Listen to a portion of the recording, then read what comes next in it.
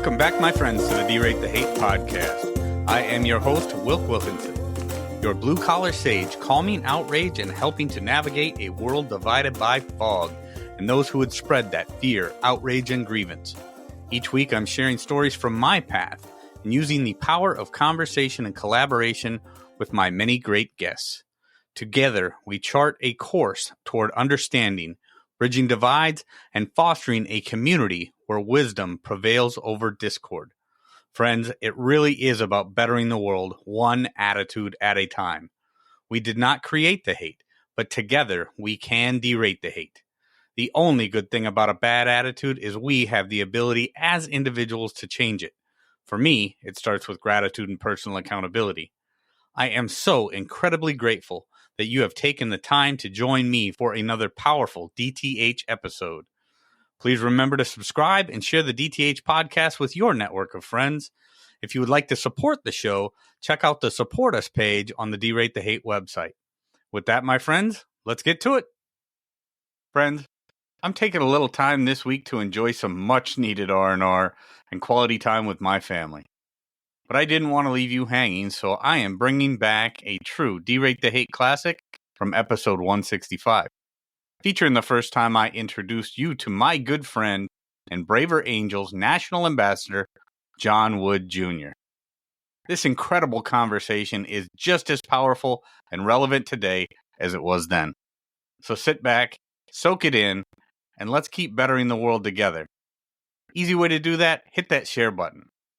So let's get to this incredible conversation with John Wood Jr. Here we go. John Wood Jr., my Braver Angels brother, National Ambassador to Braver Angels. Thank you so much for taking the time to join me on the Derate the Hate podcast. John, I've been looking forward to it for sure. Brother Wilk, it's always a pleasure to talk to you, and all the more so doing it hot on the mic. So we're finally doing it, man. I'm glad we could make the time. We are finally doing it. You know, it's funny. We've been doing things together for, it's got to be a couple years now with our favorite organization, Braver Angels. And I've had cameos on your show. I know I've referenced your work on mine plenty of times, and this is the first time we've actually sat down for a conversation together on the mic, just you and I. And so grateful for it, man. So grateful for it. And more than that, I'm grateful for all the work that you've been doing with Braver Angels for as long as you have. So, John, a lot of the DTH listeners are very familiar with Braver Angels because of me talking about them, obviously. But I cannot nearly as eloquently talk about Braver Angels as you do, John. So tell me, John Wood Jr., how did you get involved with Braver Angels, and what do you do in your role as National Ambassador for Braver Angels? Yeah, well, appreciate the question. You know, it's one of those things where I'm always trying to figure out, like, okay, do I give the medium version, the long version, the extra long version, the extra long version? There are long versions to this story. There's not too many short ones. But I'll try and shoot somewhere in the middle here. Sounds good, man. Yeah, well, so I guess I'll just pick it up. I'll skip a whole lot of life details and say that I'm a person who grew up a liberal activist, who was very inspired by Barack Obama's 2008 campaign, who believed that the idea behind hope and change was sort of creating sort of a post-partisan, post-racial sort of America. I was one of many people who was inspired by Obama's 2004 keynote address. I don't know if you remember it, Wilk, but it was the one that really delivered him to the national stage. Brought him to the national stage, yep. Yeah, he said, we're not red states or blue states. We're the United States of America. We're not, black, white, or Latino America. This is the United States of America. And I had really thrown myself behind Obama's campaign and started really studying conservatism and Republican perspectives from the vantage point of somebody who wanted to bring Republicans into this unifying Obama movement. Now, I had always had some conservatives and folks who have more traditional values in my family, so that was in my background. But I really leaned into it in terms of consciously studying some of those things at that time, and wound up experiencing this very disconcerting realization after having studied, conservatism for a certain period of time, in an effort to convert Republicans, I looked up and sort of started asking myself questions, and I went down a list of issues and asking myself where I stood on them. And I looked up one day, I was like, holy cow, I kind of am a Republican myself, and really didn't like that realization. It was like coming out of the closet or something like that. Oh, man. Yeah, I know. It was terrible, Wilk. It was terrible. But, the thing that remained true about me was that, I believed in what I considered to be sort of the original sort of, Obama vision, or the Obama vision as I understood it from that early campaign. Sure. Just wanted to bring people together, wanting to make it possible for people to understand each other humanely, empathetically across party and race and religion and so forth. So I ran for Congress. I ran for Congress against Maxine Waters as an unknown Republican challenger in 2014 in South Los Angeles. I lost, but I lost in the smallest landslide of any Republican or Democrat who'd ever run against Maxine before or since, including folks who literally raised hundreds of thousands and millions of dollars. I raised like 10 grand, in that race. Yeah. I basically ran as a hope and change Republican. I ran a very bipartisan campaign. My team was very bipartisan. And I tried to bring that sort of fraternal spirit to the Republican Party on an institutional level. I was elected second vice chairman of the Republican Party of Los Angeles County in 2015. Interestingly, I'm already tipping into to a longer version of the story here. Interestingly, the LA County GOP is actually the biggest county Republican Party in America, but it doesn't matter because it's still 4 times smaller than the LA County Democratic Party. So, we still rarely win anything. But, I wanted to see a politics where we actually had reasonably friendly relationships with the other side, where we could come together and have debates and discussions in front of the community, still compete. Obviously. Reasonable and civil back and forth and being able to actually talk. Yeah, sort of emphasizing the idea that, like, hey, we're all Angelinos here. We want what's best for the city, for the state, and for the country, and so forth. And what wound up happening was I wound up basically being threatened with the end of my career for being too friendly with the wrong Republicans. I couldn't even get far enough to try and bridge the gap between Republicans and Democrats, because what had happened at the time was that the Republican Party, sort of nationally, but definitely in California, was sort of torn in this internecine, in the civil war between sort of the old guard establishment and conservative factions on the one hand, versus the insurgent Ron Paul libertarian wing on the other hand. Okay. And I sort of got caught being friends with both sides and having people tell me, no, you can't do that. You got to pick one or the other. If not, you're going to make enemies out of the people who were your friends. And I just didn't want to play that sort of game. All of this was kind of before Trump came along. When Trump came along, for myself, he just had a breed of politics that I just had a very difficult time, sort of getting excited about myself. Yeah, his approach. But even before Trump came along, I sort of realized that, like, hey, my philosophical disposition is not very welcome here in the GOP, at least on this institutional level. I mean, it was different if I'm talking to just regular Republicans in the neighborhood, tend to be very popular with Republican voters and just ordinary folks who wanted something better for the country and for their communities. But I realized I needed to find another way. And so I tried to launch, actually, Wilk, a digital media network way back then. This was like 2017.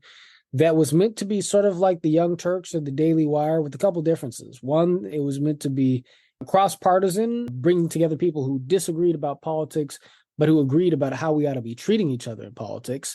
Right. And two, it was meant to jump off the screen. It was meant to be something that would build sort of a cross-partisan, cross-cultural audience that could lead to people actually engaging with each other in physical reality on the local community level. And so I tried to do that. I wound up getting hit with a cease and desist letter from a multi-billion-dollar company that didn't like the fact that the name of our network was a little bit close to the name of their company, even though we were dealing with news and information. They were dealing with baseball hats and basketball jerseys, whatnot. But then a friend of mine who I had met through an organization that you're familiar with called No Labels, But a friend of mine by the name of Luke Phillips introduced me to, or turned me on to, the existence of this group then called Better Angels. And I looked at Better Angels online, and I got really excited because I thought, holy cow, these people have exactly my philosophy. They're And on the same track.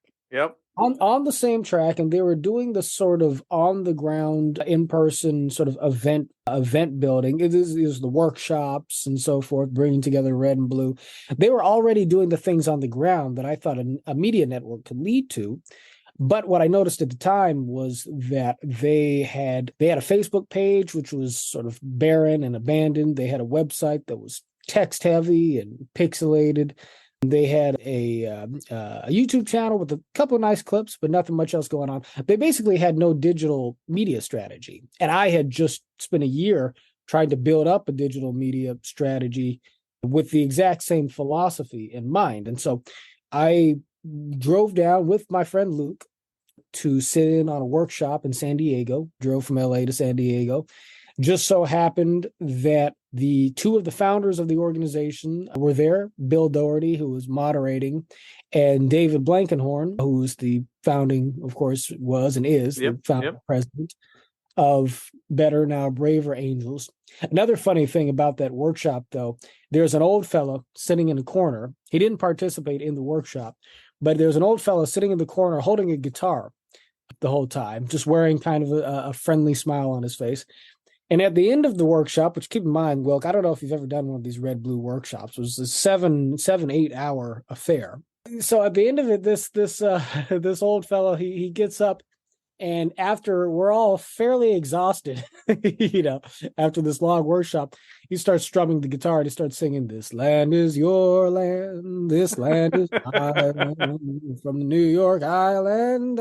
And, he sounds pretty good. But after about 8 minutes of that, I was just like, okay, I'm tired. I'm ready to go home. Can anybody ask this fella to, take 5? And then at the end of it, David Blankenhorn comes and he puts his arm around the guy and he says, "For all the young folks here who don't recognize him, I just want to introduce you all to my good friend Peter Yarrow from Peter, Paul, and Mary." And I was that's why you got to give him 10 minutes to play the song. Right. So met Peter Yarrow there too, who of course is amazing. And so I brought this media network idea to Better Angels, to David Blankenhorn, and he got back to me a few weeks later and he said, "John," he said, "I like your media network idea. I want to get behind it, want to hire you to build it." He said, "But more than that," he said, "I looked into your background." He said, "I want to get behind your voice. I want to get behind your pen. I know what you've done. I know what you stand for. I want Better Angels to be a platform for you to speak to America on race and depolarization, because I think the country needs your voice." And The thing about it, Wilk, is that I had been, active as an activist for this kind of reconciliation politics for literally, in one form or fashion or another, you could say since I was 15 years old. And I was 30. I'd have been just turning 31 at that time. And I never made any money doing any of that, and stacking part-time jobs. Even when I was running for office and when I was working for the Republican Party, that was actually a glorified volunteer position, which which still puts you in the center of a lot of people's grief. And so it was sort of my big break, and I just remember it being just a deeply meaningful moment of gratitude for me. And then the next thing David Blankenhorn said was, "The only problem is we don't have any money." Of course you don't. Of course you don't. He said, "But," he said, if you volunteer with us for a while," he said, "we can get some fundraising together, and we'll we'll shake the tin cup of the right people, and I bet we can put together the money to get you hired." And ultimately that basically happened. And so I pretty much gave you one of the longer versions of the story, Wilk, but I felt like you deserved the Odyssey. No, and that's good, because I want the DTH listeners to have that. And there's so much there, John, that I want to unpack, and a couple things that I want to touch on. But then I want to, and I want to use those things to dive into kind of where the direction I was thinking that I want this conversation to go. So first of all, thank you very much for that rendition, even though it was a longer one. It brings so much clarity to, how this digital thing got tied to Better and Now Braver Angels, and that's awesome. So thank you for that. So I want to go back to, a couple of those things you said there, John, those different awakenings that you had. First of all, your intention is to really be, you're leaning in on the Barack Obama, campaign, that wave. You want to bring conservatives to that. And in doing so, and this is what I think way too many people are afraid to do today. In doing so, you're actually diving into conservatism to understand them better, to see how we can bring people together. Now people are just far too quick and eager to attack versus learn. And I think that's very unfortunate. Right. We have people who are less interested in civility and unity than they are about this like tribalism and polarization. And that's one thing I want to get back to, because you talked about being, starting this at a very young age and really realizing that, I would rather bring people together than tear people apart. And when you dove into conservatism and started to see, wait, I actually relate to this. I relate to this. I relate to this. It's something that I've been talking about so much lately, John, is as we find out more about those people that we oppose or supposedly oppose, or that are in that other tribe, now all of a sudden we're starting to realize, well, I do kind of relate to that, or I can see where they're coming from on that. So that whole dynamic, and I think a lot of people are just maybe afraid, right? Because like you said, the other thing that other awakening that you had in there was, as soon as you got in and found out, okay, maybe I am a Republican, and then you dive into Republican politics, and now you've got two different factions of the Republican side that are saying, well, you can't be friends with him, and you can't be friends with them, and now if you're going to spend your time with them, you're surely not going to spend time with us. So that's weird, but way too many tribalistic mentalities have been fracturing our politics for too long, that now really nothing is getting done. So now is where, in my mind, if we don't, as a nation, as a people, start to focus on depolarization, polarization will wipe us out. In my opinion, John, and you can tell me where you stand on this, I think polarization is one of the, if not the, only existential threats that we face as a nation. There's a lot of people that use that word. We hear it way too much nowadays. It's one of the most overused phrases that I can think of hearing lately. This is an existential threat. That's an existential threat. Donald Trump is an existential threat. The Democrats are an existential threat. The woke mob is an existential threat. It's the most overused thing in the world. But I think personally, the only real existential threat we face is polarization. And that is now leading to, and this is just a symptom or a byproduct of that, but that institutional distrust. Right. People no longer trust, well, very seldom did people, not in my lifetime did I know a lot of people that trusted politicians, but I mean, they don't trust the politicians. But it's getting worse and worse, isn't it? Right. So talk about that for me, John. What are your thoughts on that? Well, I'm where you are on this. I mean, the sort of quick way I say it is to say that, polarization is the one problem that ensures that all other problems will not be solved. It really doesn't matter what the issue is. If it can be solved, you're going to have your best chance of solving it by marshaling the full capacity, talents, resources of the American people and putting that to bear on the problem. But you can only do that with a culture of trust that can yield some degree of unity. In the absence of that, what you have are people who take the rules of society and the institutions of society and essentially weaponize them for the purposes of partisan and tribal gain, because they don't see themselves as being engaged in a competitive process that's still supposed to yield progress for the common good, even if they don't agree with an individual political or legislative outcome, but rather the rules and the institutions of society themselves are really only weapons and tools that are being used to vanquish an enemy while speaking sort of the superficial language of, sharing a community, sharing a country together, Right, right. and societies have fallen this way in the past. You have to have a commitment to something bigger than yourself, something that transcends yourself. The idea of a shared nation, of our having a shared destiny as a people, that should be something that's big enough for us to say, okay, this is bigger than our differences. Even if I disagree with you, even if I disagree with you vehemently, I should have enough humility to be able to accept the fact that there's a process by which we engage in our disagreements. And if I lose this round, well, I've got to come back with better arguments the next time around, right? And that at the end of the day, the thing that allows us to hold society together isn't so much, I mean, this is just the ultimate cliche, but it isn't so much whether I win or lose this round or the next. It's literally how we play the game, right?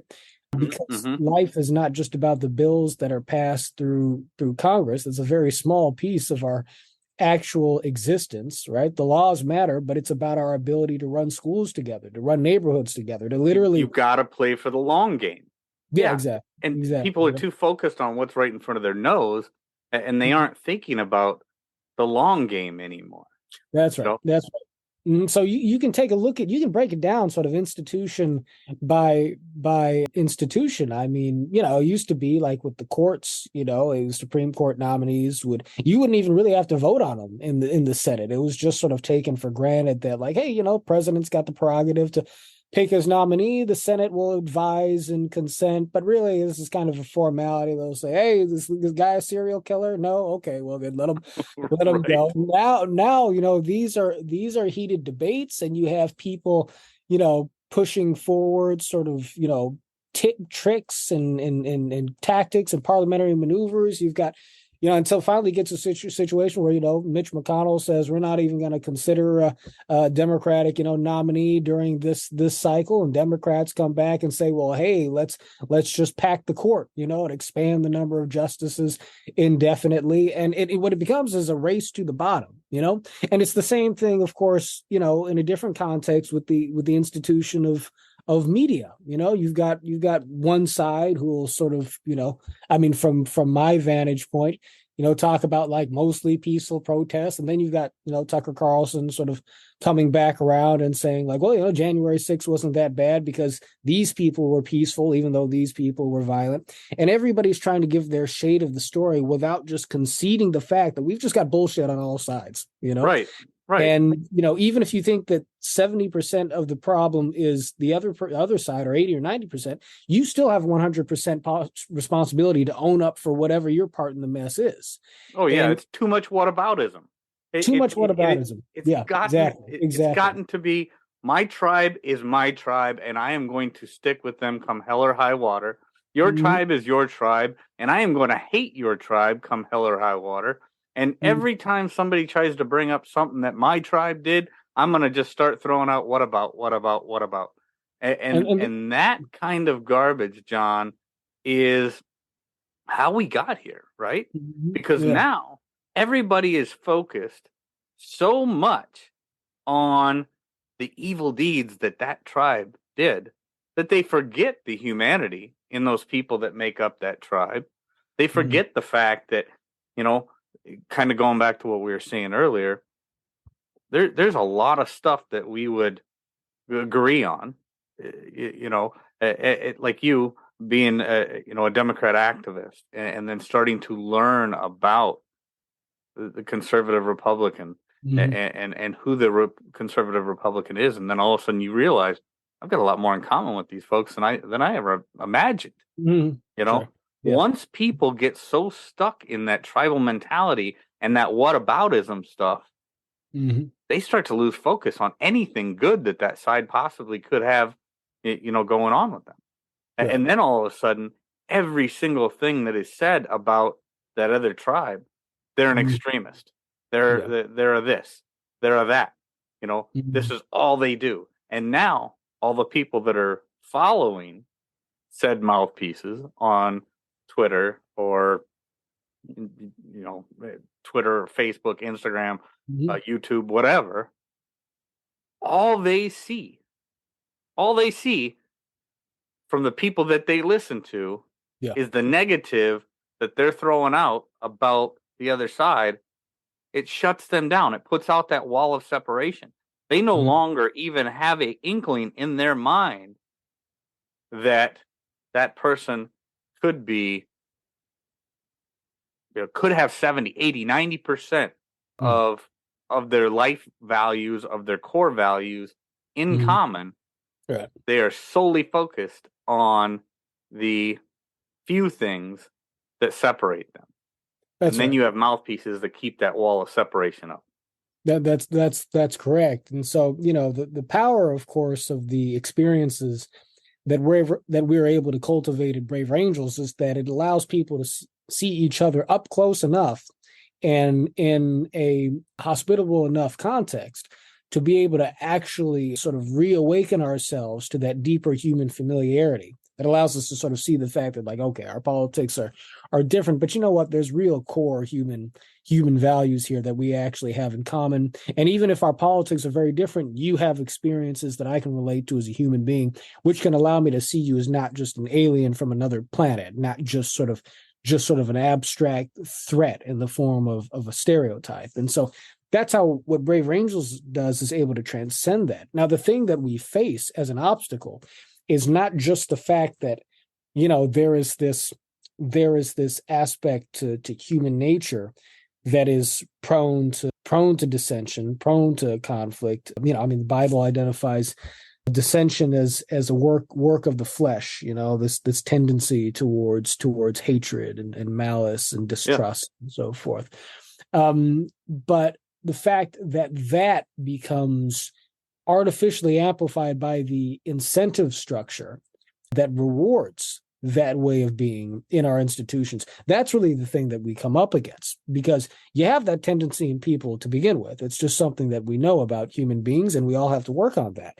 But when that becomes a pathway towards wealth, towards ratings, towards political power, it becomes basically a sort of, you hear the word system a lot these days, but it's a system. There's a polarization system. And the way it works in a nutshell is that, you've got the media entities who once upon a time, they tried to speak to all Americans, but then at a certain point, they realized that the best way to achieve profitability is to capture your share of the market. So, if you're Fox, you're going to try and capture conservatives. If you're MSNBC, you're going to try and capture progressives and so forth. And so you just repeat a one-sided narrative that doesn't have any internal motivation to take into account whatever the other side of the issue is. And so you just whip people up so they're angry and angrier, and that becomes your market share. When you whip people up like that, it feeds into a political system where the two parties, used to be that the parties would try and speak to the broadest cross-section of America that they could. But now they have the exact same business model as the media, basically, where, in order for them to be able to achieve that 50+1, they really just want to just get a vice grip hold on a certain ideological base of one side of the country or the other. And what winds up happening is, all the way down to the level of individual congressmen, you have people who really only need to appeal to 8 or 10% of voters in their district, because those voters are leveraged in the primaries. So it's like, okay, I've got 100% of people in my district, but I don't really have to worry about 90% of them, because if I can win that activist 10%, they'll get me the nomination. If they give me the nomination, if I'm in the right district, I'll automatically get the rest of it's almost a shoo-in. Exactly. I'm almost a shoo-in at that point. And so when I get to office, I don't have any incentive to actually get to know these Democrats or get to know these Republicans, whoever the folks are on the other side. I don't have any incentive to figure things out. I just need to get in there and make people as angry as possible so my folks back home can look at me as a fighter. and send me back here again, in the next term, right? Right. And so right. it just continues in that vicious loop. And so anytime you have short-term gains that are in conflict with long-term progress, long-term peace and prosperity, you've got a really difficult problem, because it means that people are just not going to see that far down the road, Wilk. They're just have the hardest time understanding what's really good for them, because everything is motivating them not to see it. Right. Yeah, no, I call it that FOG model, right? Fear, outrage, and grievance. It's a proven model. That fear, outrage, and grievance, you keep people scared, you keep people outraged, you keep people in some kind of grievance class, keeping them somehow feeling like they're a victim, but then keep on giving them that little incentive to keep on coming back for more, because we're going to give you the answer. But they don't want to actually give you an answer.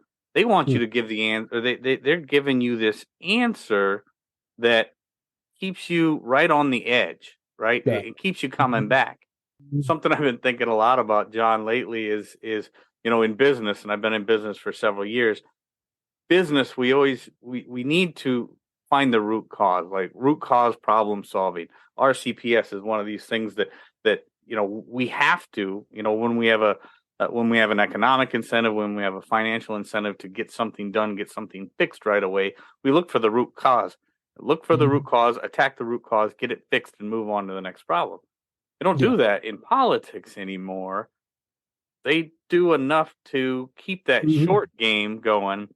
And if they stay close, and I might not be explaining this the right way, but if they keep that short game hot, if they keep that short game active, right? Keep people engaged in that short game, they can just kind of not worry about that long game. I think we're kind of yeah.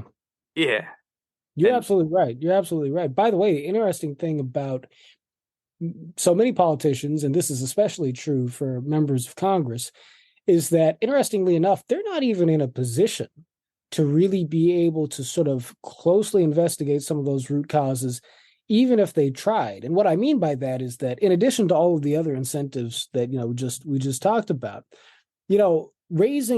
raising money and interacting with the media is such an overwhelming part of what they actually do in their positions. I mean, theoretically, they're in there looking at the fine points of policy, engaging in educated negotiations with their colleagues in office, and arriving at thoughtful, measured decisions and compromises about the bills that they're going to support. But in practice, what happens is the day they get elected, they start fundraising for the next election. Fundraising campaigning for the next one. And basically, they wind up spending a large majority of their time fundraising for the next election and trying to get on cable news to get their message out. And of course, in order to get on cable news, they're going to have a much better chance of getting airtime from CNN and whatnot if they're actively talking smack about whatever the other side is, engaging in the partisan warfare. That hyperbolic toxicity keeps the cameras on. And in addition to that, because they don't have time to study the issues, they've got staffers and all that. But the people who are in a position to really study the issues are the lobbyists. The folks who are sent there by corporations, and you got your unions and your other folks with money and resources who send folks into Washington basically to be able to say, hey, you guys are in a position to vote on this piece of legislation. We know that you don't have time to do this homework. It's okay. We've done it for you. We've done it for you. Right. How convenient. Exactly. So while they're engaging this big dog and pony show for the American people, getting us all mad at each other over this issue or that or the third, the actual meaningful work of looking at policy and generating policy outcomes is being done by folks who actually have a vested monetary interest, oftentimes, or vested political interest in a certain outcome. And they wind up being the ones that actually give shape and substance to what goes into the sausage, Oh, that's right. Yeah. So that's the system that we're dealing with. And those are the consequences of not having a culture and sort of, a set of a set of norms in place whereby we're able to just thoughtfully sit down, respect and empathize and reason with each other. It leaves space for this whole other cancerous kind of what's the sort of this cancerous sort of like metabolism in the body politic to fester in a way to where, rather than being healthy, this toxic growth is just eating at us from the inside. Right. And, and so many people think that that's just the way it's supposed to be. It is not the way it's supposed to be. And it doesn't have to be that way. It is absolutely not supposed to be that way. And for me, a couple of the reasons why, I talk about my being a conservative and stuff like that. It's not that, and I am certainly in no way one of those conservatives that walks lockstep in with the GOP or any particular politician and stuff. And I want people to get back to understanding that there are several nuances throughout all political parties. It's just typically those that know the least say it the loudest, or they are the most ornery, most bombastic, most hyperbolic, ornery people. They get most of the airplay. So when people think they know everything about every Republican or everything about every Democrat, they're very much cutting themselves short, and they're cutting themselves short. They're cutting the other person short, and they're doing everybody involved in that mental transaction a huge disservice. But when a government gets too big, it does nothing well. When the government is so big, it invites corruption, and so does that money. That lobbyist money, the campaign money, all of that stuff. It just brings us to a point where, okay, we know this system has its flaws. Still, probably the best system that's ever been devised by man. But let's take this system back to a time when our government wasn't the biggest thing in our life, right?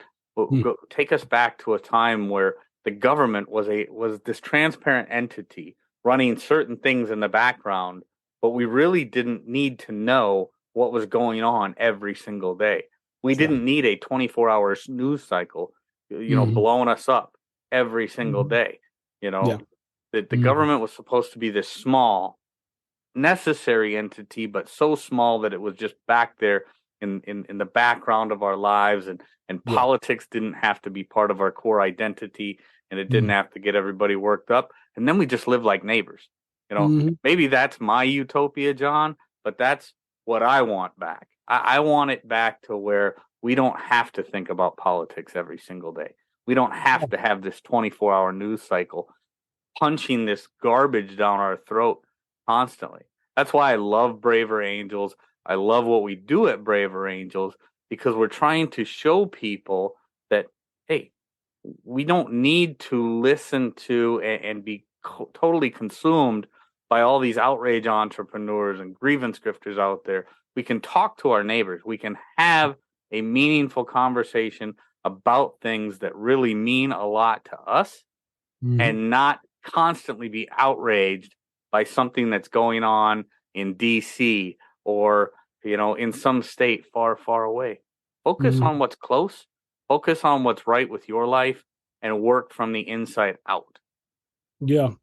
Well, I'm with you. We see it similarly. And to talk about all this from a bit of a conservative vantage point for a moment, I forget who said this, but somebody said something along the lines of the bureaucracy must expand to meet the expanding needs of the expanding bureaucracy. Which is just to say that government winds up taking on a life of its own, and it's very closely related to this larger problem of polarization, because really what we're experiencing is a decline in community in America. That's right. That's right. And there's a way in which government sort of seeks to expand to solve all of our problems, but when it does so through means and mechanisms that are, it's important to say, government is run by actual human beings. I don't want people to, sometimes we talk about government as if it's run by robots. It's, it's folks like you and me. But because they exist in an apparatus that is abstracted from community, that's not really sort of in community, particularly on the federal level in the same way. It's decision making by people thousands of, hundreds and thousands of miles away from the communities that they're impacting. It tends to be abstracted from the actual concerns of the community, and therefore imposing one-size-fits-all solutions in ways that really could only work if you knew the community up close, right? And That's were right. in a position That's to right. understand Yep. what's going Yep. on. But the other side of that coin, though, Wilk, for conservatives to keep in mind is, yes, on the one hand, the growth of government has a way of impeding on the culture of community in manners that make it make us less able to have relationships with each other because we've outsourced a lot of that to the state. On the other hand, though, I would argue that many of us conservatives need to look in the mirror, because if we are going to advocate for a way of doing politics that stresses individual initiative and communities making their own decisions, well, we actually have to live that life. And I think a lot of what's happened with the church, I think a lot of what's happened with folks who, believe in individual liberty and community sort of in theory, is that we don't always practice that. And that leaves a certain void. If you're not actively out there taking care of your neighbors, if you're not actively out there, trying to set a good example and mentor and support, kids who are fatherless, orphans and widows, to use sort of the biblical terminology. But if you're not actively out there trying to care for the poor, provide opportunity, and otherwise strengthen the community yourself, well, of course, the state is going to expand to fill that void. And so there's a way in which government pushes community out, but there's also a way in which our own apathy towards each other invites the government in to grow and to fill that space. No, that's absolutely right. I definitely agree with you. And that's why I talk so much about personal accountability and bettering the world by starting to bettering us, bettering the world one attitude at a time. We have to get out there together. Well, we've got to better ourselves first, and then really be the change that you want to see in the world. You're right. I mean, if we aren't taking care of those who can't take care of themselves, then we just aren't doing the right thing as human beings. Right. And there's just, for too long, and I will kind of round us out with this, just that conservative viewpoint. For too long, I saw too many of my fellow conservatives that just wanted to be left alone. They just they didn't want anything to do with politics. They didn't want anything to do with what was going on in DC or in their local elections or anything. They just wanted to be left alone. Mm-hmm. So they weren't really engaged until they became enraged, right? Yeah, that's right. Yeah, that's right. And that's kind of how, and this could lead into another conversation, which I know we're rounding out our time together, John. But yeah, that's how I see the era of Trump and how we got Trump and how we've got so much of what's going on now in the GOP. Is there were, for way too long, there were all these people that they just didn't want to get engaged until they became enraged. Once they became enraged, it was too late, and now that's taken on its own life. And I would contend that it's not necessarily a pretty one. But John Wood, it's been what an incredible conversation. Round us out, man. Yeah, brother. Absolutely. I encourage folks to register and to join us if they are so moved at braverangels.org. And you want to follow me, of course, you can find me at John R. Wood Jr. on Twitter and Instagram, Facebook, all that jazz. And yeah, anybody who's listening to Derate the Hate, if you want to be a part of the movement to build a house united, come join us at Braver Angels. Yep, absolutely. Thank you very much, John. I greatly appreciate it. All of that information will be in the show notes for this episode.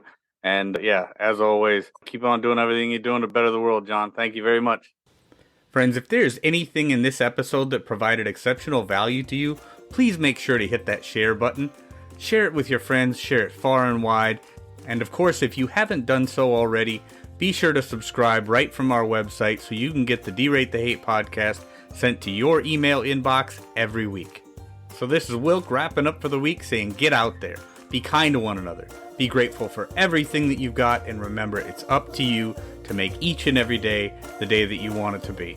If there is something that you would like to share with me, you can catch me on most social media platforms, or you can email me directly, wilk@wilksworld.com. With that, my friends, I am going to back on out of here, and we will catch you next week.